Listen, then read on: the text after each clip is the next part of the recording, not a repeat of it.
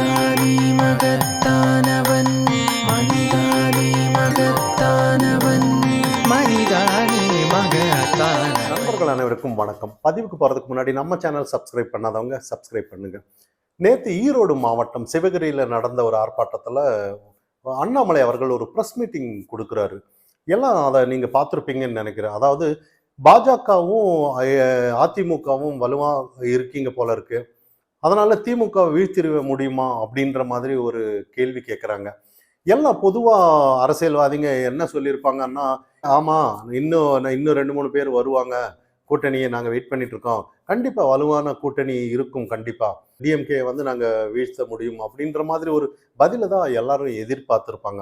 ஆனால் அண்ணாமலையோட கருத்து பதில் வந்து கொஞ்சம் வித்தியாசமாக இருந்ததுன்னு பார்க்கணும். பொதுவாக யோசிச்சு பாருங்க, அதாவது திமுக வீழ்த்துறதுக்காகவா எங்க கூட்டணி எல்லாம் அமைச்சிட்டு இருக்காங்கங்கிற ஒரு கேள்வி வருமா இல்லையா? திமுகவுக்காகவா ஆட்சி நடத்துறாங்க, இல்ல திமுகவுக்காகவா ஆட்சிக்கு வர்றேன்னு ஏங்குறாங்க? இல்லையே. மக்களுக்காக ஏதாவது ஒன்று பண்ணணும், மக்களுக்காக ஆட்சி எங்களால ஏதாவது ஒன்று கொடுக்க முடியும், நாங்க வந்தா இப்படி பண்றோம் அப்படின்ற மாதிரி தான் இருக்கணுமே ஒழிய, திமுக முழுக்க முழுக்க திமுகவை பொருட்படுத்தி இங்க ஆட்சிக்கு வந்துட்டா என்ன இருக்குன்ற மாதிரி தான் இங்க. அதனாலதான் அண்ணாமலை அவர்கள் சில விஷயத்த சொன்னாரு. நம்ம வந்து என்ன பண்றோம், ஏது பண்றோம் மக்களுக்கு, திமுக வீழ்த்துறதுக்கு மட்டும் இல்லை கூட்டணி புள்ளி, அதாவது எண்ணிக்கை அதிகமாயிட்டான்னா திமுக வீழ்த்த முடியுன்ற அந்த இதுக்கெல்லாம் நான் வரல. ஆனா உண்மையிலேயே ஏதாவது ஒரு மக்களுக்கு நாங்க இதை செய்யறோம், இந்த ஆட்சியில என்ன ஏது எப்படின்னு நமக்கு தெரியும், சட்ட ஒழுங்கு எப்படி, பெண்களுக்கு பாதுகாப்பு எப்படி, எல்லாமே நமக்கு தெரியும்.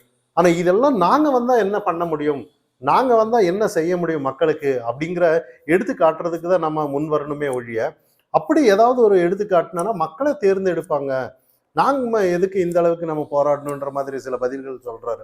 ஆனா யாருமே இந்த பதில் எதிர்பார்க்க மாட்டாங்கன்னு தான் நம்ம பார்க்கணும்.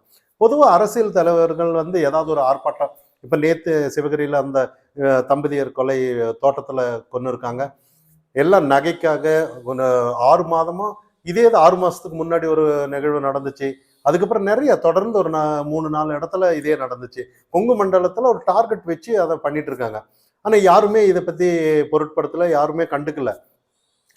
அரசு கூட சரியான நடவடிக்கை எடுக்கலன்னு தான் இன்னைக்கு நேற்று ஆர்ப்பாட்டம்.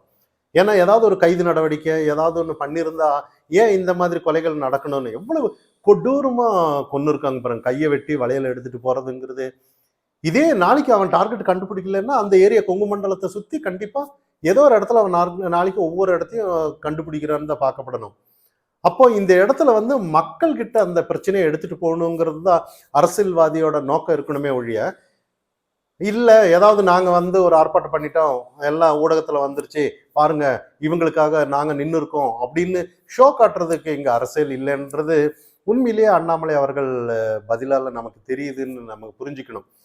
ஏன்னா இதே கொங்கு மண்டலத்துல அந்த பிரச்சனை நடந்திருக்கு, பிரச்சனை அவங்களுக்கு உண்டானது, அவங்க வராம வேற யாரோ இப்ப மாவட்ட தலைவர் யாராவது ஒருத்தர் கட்சி நடத்துறவங்க வந்து ஏதாவது நீ 4 பஸ் ஆளு கூட்டிட்டு வா, இல்ல நீங்க ஒரு பொதுவா இப்ப எல்லாம் அப்படிதானே, ஆட்களை கூட்டிட்டு வா, கூட்டம் சேர்த்துறோம், நாங்க பாருங்க ஆர்ப்பாட்டம் நடத்திட்டோம்ன்ற மாதிரி தான் அது நடந்துட்டா போதுமா அப்படிங்கிறது இல்லைங்கிறது தான் அரசியல். இல்லை அப்படியெல்லாம் வேணாம். கொஞ்சம் மக்கள் வந்து அவங்களுக்கு எனக்கு இந்த பிரச்சனை இருக்கு, இப்ப கொங்கு மண்டலத்துல எங்களுக்கு இந்த பிரச்சனை இருக்கு, தோட்டத்துல இந்த மாதிரி டார்கெட் வந்து கொள்றாங்க, இது தொடர்ந்து நடக்கக்கூடாது, இதை நாங்க வந்து எங்களுக்கு உண்டான வழியை எடுத்து நாங்க தான் வீதிக்கு வந்து போராடணும் அப்படிங்கிற ஒரு விஷயத்த வந்து ஊக்குவிக்கணும். அதுதான் உண்மையான அரசியல் தலைவர்கள்.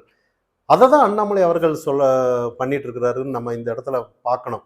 ஏன்னா எல்லாமே அரசியல்வாதிங்க மேடை பேச்சு 4 வார்த்தை பேசிட்டு போனா அரசியல் மாற்றம் வராது. மக்களோட நிக்கணும், ஒரு கட்சி மக்களோட நிக்கணும், மக்கள் இருக்கிற விஷயத்த அரசாங்கத்துக்கு நினைவுபடுத்தணுங்கிறது தான் இந்த இடத்துல கவனிக்க வேண்டியது. இப்ப அந்த இடத்துல இப்ப 20ஆம் தேதி ஒரு உண்ணாவிரத போராட்டம் வச்சிருக்கிறாரு. அப்போ அந்த இடத்துல எல்லாரும் வரணும். அப்படி வந்து எங்களுக்கு இந்த பிரச்சனை இருக்கு அப்படின்னு சொல்லி அந்த உள்ளூர் மக்கள் தான் அந்த இடத்துல போராட்டத்துல கலந்து அது அரசாங்க கவனத்துக்கு எடுத்துட்டு போகணுங்கிறது தான் ஒரு அரசியல் மாற்றம் வரும். அதுதான் ஒரு அரசியல் நடத்தினா அது ஓட்டா கூட நாளைக்கு மாறலாம். யார் ஆதரவா நின்று இருக்காங்களோ அவங்களுக்கு அந்த மக்கள் ஓட்டா கூட அவங்க தீர்வு கண்டால் நாளைக்கு அவங்களுக்கு ஓட்டா மாறலாம். இதுதான் ஒரு ஆக்கப்பூர்வமான அரசியலை ஒழிய, இதெல்லாம் தாண்டி ஏதாவது நீங்க பாத்துக்கலாம். நம்ம தமிழக அரசியல் தானே இது வரைக்கும் என்ன நடந்திருக்கு, ஏதாவது இப்போ டங்ஷன் விவகாரம் இல்லை அரிட்டப்பட்டியில் நிறைய விஷயம் நிறைய இருந்தது. ஒவ்வொரு அரசியல் கட்சி தலைவராக போகிறாங்க, நாங்கள் வந்து போராடினோம்பாங்க. அடுத்தது இன்னொரு கட்சி போகிறாங்க, ஏதோ கல்யாண வீட்டில் மொய் விருந்துக்கு போன மாதிரி தான் அரசியல் நடத்திட்டு வர்றாங்க. ஃபோட்டோ எடுக்கிறாங்க, எல்லாம் பண்ணுறாங்க.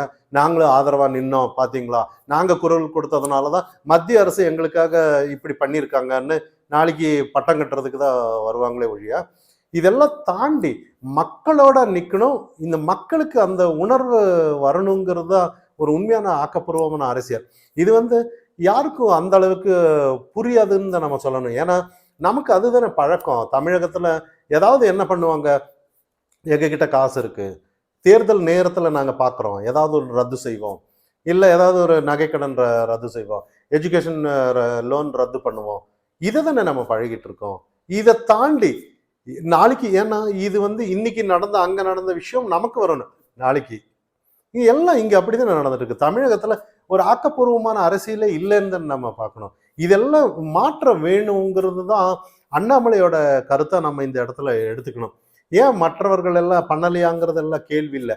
அண்ணாமலையை ஏன் எல்லாம் ஆர்வமா அவர் களத்துல வரணும்னு எதிர்பார்க்கறது இந்த விஷயத்துக்காக தான். ஏன்னா மும்மொழி கொள்கைக்கு நிறைய எதிர்த்தாங்க நிறைய பேர். ஆனா உண்மையிலேயே கண்டிப்பா மும்மொழி கொள்கை ஆதரித்து ஒரு கையெழுத்து இயக்கம்னு சொல்லி நிறைய விஷயம் பண்ணாங்க. ஆனா உண்மையிலேயே வெற்றிகரமா அது எல்லா இடத்துலயும் போச்சு. அதே மாதிரி நிறைய விஷயங்கள் இன்னைக்கு நம்ம சொல்லலாம். டாஸ்மாக்கு எதிராக நிறைய போராட்டங்கள், நிறைய மகளிர் அணியர் வச்சு நிறைய சாதிச்சாங்க. அதே மாதிரி தான் இந்த ஒரு விஷயமும் கூட மக்கள் கிட்ட போய் கொண்டுட்டு வந்தா இதுதான் உண்மையான அரசியல்ங்கிறது அவர் நல்லா தெரிஞ்சிருக்குன்னு தான். இப்போ சட்ட ஒழுங்கு சரியில்லை, கொங்கு மண்டலத்துல இந்த மாதிரி பிரச்சனை இருக்குங்கிறது யாருமே சிபிஐக்கு மாத்துங்க, இல்லைன்னா ஒரு வாரத்துக்குள்ளார நீங்க கண்டிப்பா இதை கண்டுபிடிக்கணும், அப்படி இல்லைன்னா தொடர் உண்ணாவிரதம் அப்படின்னு எல்லாம் அண்ணாமலை அவர்கள் சொன்னாரு. ஆனா இது உண்மையிலேயே மக்கள் பார்வையில போகும். ஏன் உண்ணாவிரதம், எதுக்காக இருக்காங்கிறத பார்க்கணும். அந்த அந்த மண்டலத்துல சுத்தி இருக்கிறவங்க என்ன பண்ணுவாங்க, நமக்காக வந்து இருக்காங்க, நமக்காக அந்த ஒரு எண்ணம் வேணும் நமக்கு. மக்கள் கவனத்துக்கு தான் ஒவ்வொரு விஷயம் கொண்டுட்டு போகணுமே ஒழிய, இதெல்லாம் தாண்டி நம்ம சும்மா மேடை போட்டு ஏதாவது ஒன்று பேசிட்டு போயிட்டோம்னா எதுவுமே நடக்காதுங்கிறது தான் இந்த இடத்துல நம்ம கூர்ந்து கவனிக்கணும். அதுக்கு அண்ணாமலை அவர்கள் உண்மையிலேயே அது நேற்று சொன்ன அந்த வார்த்தை வந்து உண்மையிலேயே ஒரு ஆக்கப்பூர்வமான வார்த்தைன்னு தான். கூட்டணி வச்சு, அதாவது எண்ணிக்கையை வச்சு நம்ம எதுவுமே பண்ண முடியாது. நம்ம நாளைக்கு வந்தோன்னா என்ன செய்கிறோம், நம்ம அடுத்து மக்களுக்கு என்ன செய்கிறோங்கிறது மக்கள் கூர்ந்து கவனிக்கிற மாதிரி அந்த ஒரு ஆக்கப்பூர்வமான அரசியல் எடுத்துட்டு வரணுமே ஒழிய, முழுக்க டிஎம்கே எதிர்க்கணும், அது உண்மையான அரசியல் இல்லைங்கிறது நேற்று ஒரு சில புரிதல் எல்லாருக்கும் தெரிஞ்சிருக்குன்னு பார்க்கலாம். ஏன்னா மத்தியில் இதே தான் காங்கிரஸ் எல்லாம் full and fully any time Modi எதிர்க்கிறேங்கிற பேர்ல 24 மணி நேரமும் எதிர்த்துட்டே இருந்தாங்க. இதே அந்த எதிர்க்கிறத விட்டு மக்களுக்கு நாங்க வந்து ஏதாவது ஒன்று செய்யறோங்கிற ஒரு விஷயத்தை எடுத்திருந்தோன்னா ஏதாவது கொஞ்ச சீட்டாவது வந்திருப்பாங்க. முழுக்க முழுக்க எதிர்ப்பே காட்டிட்டு இருக்கும்போது எந்த நிலைமைக்கு போனாங்கிறது நம்ம பார்த்தது தான். அதே மாதிரி தான் எதிர்ப்பு மட்டும் இருக்கக்கூடாதுன்னு தான்.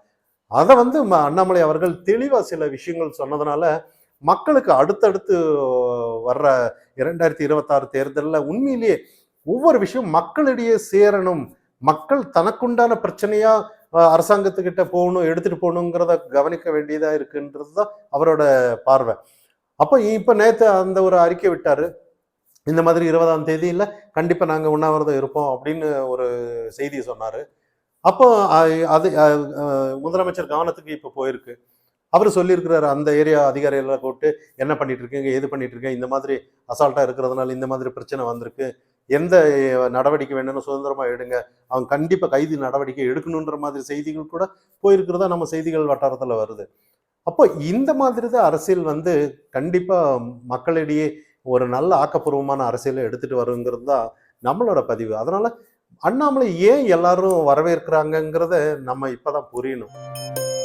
மனிதானி மகத்தானவன், மனிதானி மகத்தானவன், மனிதானி மகத்தானவன்.